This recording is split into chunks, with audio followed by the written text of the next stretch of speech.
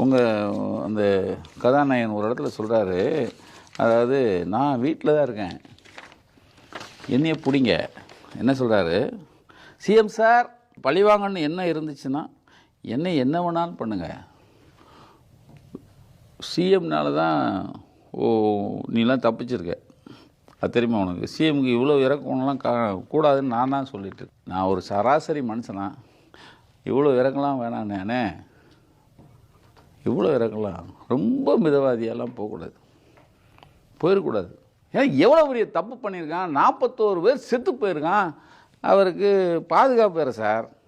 என் தம்பி சுந்தர்னு நம்ம ஃபோட்டோகிராஃபர் நைட்டே போயிட்டான் பணியூருக்கு, வண்டி போச்சுண்ணே, பூட்டிட்டாங்கண்ணே, அதுக்குள்ள போலீஸ் வந்துச்சுண்ணே, போலீஸ் பாதுகாக்குண்ணே அப்படின்ட்டாங்க. எப்படி சார் இவ்வளவு சரூராக ஒரு பாதுகாப்பு யாராவது கொடுக்க முடியுமா? நான் இவர் மேலே எனக்கு வருத்தம். இப்படி